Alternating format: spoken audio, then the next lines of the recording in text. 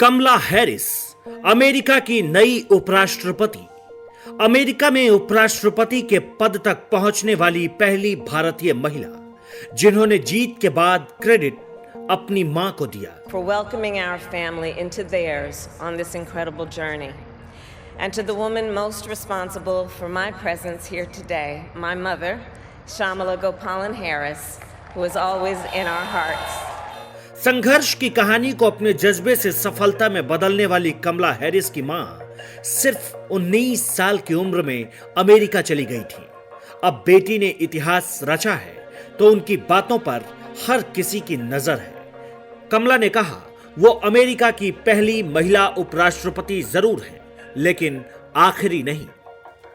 कई बार सफलता की राहों को खोलने के लिए काफी मेहनत करनी पड़ती है और कई बार ये राहें अपने आप खुलती चली जाती है। कमला हैरिस को मेहनत जरूर करनी पड़ी, लेकिन उन्हें यह मुकाम कभी असंभव जैसा नहीं लगा।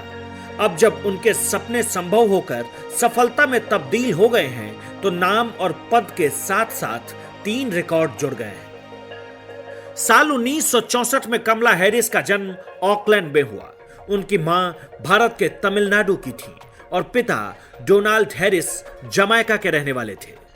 कमला हैरिस ने 1998 में ब्राउन यूनिवर्सिटी से ग्रेजुएशन किया, फिर कैलिफोर्निया यूनिवर्सिटी से लॉ की पढ़ाई पूरी की। 2003 में उन्हें सिटी और सैन फ्रांसिस्को के काउंटी के डिस्ट्रिक्ट अटॉर्नी के तौर पर चुना गया। 2010 में कैलिफोर्निया की अटॉर्नी जनरल बनकर इतिहास रच दिया। उस वक्त वो पहली अश्वेत महिला थीं जिन्होंने यह पद हासिल किया था। फिर साल 2016 में वो दूसरी अश्वेत महिला के तौर पर यूएस सीनेटर चुनी गई। हालांकि इन सारी बातों से पहले कमला हैरिस के लिए सब कुछ सामान्य नहीं था। साल 1972 में कमला के मां और पिता के बीच तलाक हो गया। कमला और उनकी बहन की परवरिश मां ने की। व्हाइट मॉनिट्रियल जाने के बाद कमला की मां ने मैकगिल यूनिवर्सिटी में पढ़ाने का काम शुरू किया। इसके साथ वह ज्वेश जनरल हॉस्पिटल में रिसर्च भी करने लगी। शुरू से ही कमला अपनी मां के करीब रही हैं। एक बार कमला हैरिस ने कैंपेन में बताया कि उनकी मां बेहद सख्त थी।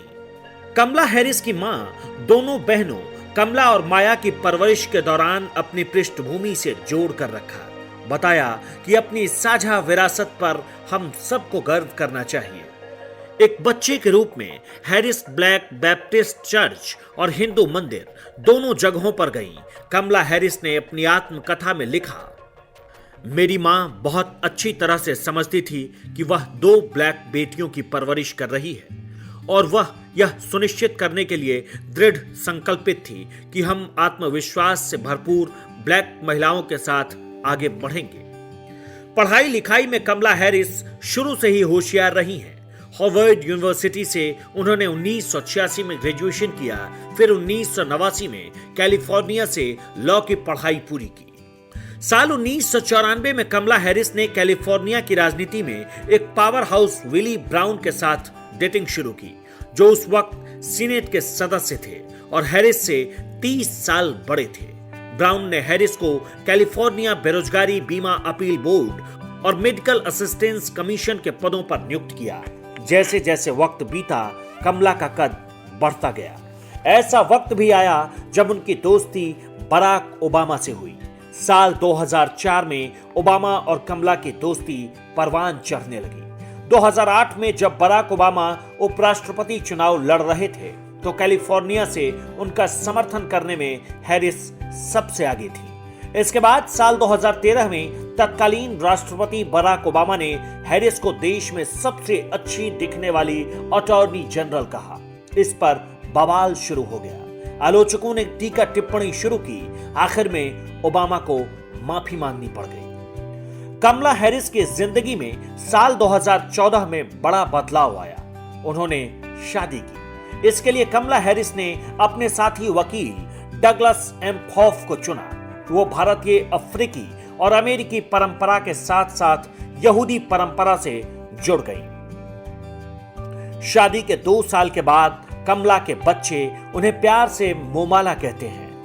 साल 2016 में हैरिस कैलिफोर्निया से जूनियर अमेरिकी सीनेटर चुनी गई। मार्च 2017 में कमला हैरिस ने पूर्व राष्ट्रपति जो बाइडेन का समर्थन किया।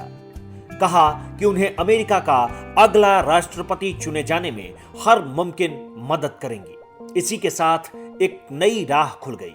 कमला हैरिस के लिए बाइडेन ने भी कमला की योग्यता को देखते हुए उन्हें अपने उपराष्ट्रपति पद के उम्मीदवार के तौर पर नामित किया। इधर ऑश्वेत जॉर्ज फ्लॉयड की मौत के बाद हैरिस ने ट्रंप का जोरदार विरोध शुरू कर दिया। यहीं से उन्हें डेमोक्रेट्स समर्थकों के बीच पसंद किया जाने लगा। फिर कमला हैरिस ने समलैंगिक विवाह का भी समर्थन कर दिया। जैसे ही कमला हैरिस की जीत का ऐलान हुआ, राष्ट्र के नाम अपने पहले संबोधन के दौरान कमला हैरिस अपनी मां को लेकर भावुक हो गई। कमला ने कहा, आज मैं अपनी मां की वजह से यहां मौजूद हूं और इस कारण अपनी मां श्यामला गोपालन को धन्यवाद कहना चाहती हूं। कमला हैरिस की जीत की खबर जैसे ही तमिलनाडु तक पहुंची, जश्न में लोग डूब गए, चर्चाएं शुरू हुई। 2020 में कमला हैरिस ने राष्ट्रपति पद की दावेदारी में अपना नाम वापस ले लिया था, लेकिन साल 2024 में कमला हैरिस डेमोक्रेटिक उम्मीदवार हो सकती हैं। कहा जाता है कि राष्ट्रपति पद के अपने सपनों को हैरिस ने चुनाव प्रचार के लिए शानदार संसाधन नहीं होने की वजह से त्याग दिया था। आगे हैरिस के कंधों पर बहुत सारी जिम्मेदारियां हैं। उनके अब तक के कार्यकाल को देखकर उम्मीद है कि अमेरिका के उपराष्ट्रपति के पद पर बैठकर पहले की तरह ही वो शानदार काम करेंगी। साथ ही उम्मीद है कि भारत के साथ अमेरिका के संबंधों को वो एक नई ऊंचाई देने में सफल रहेंगी।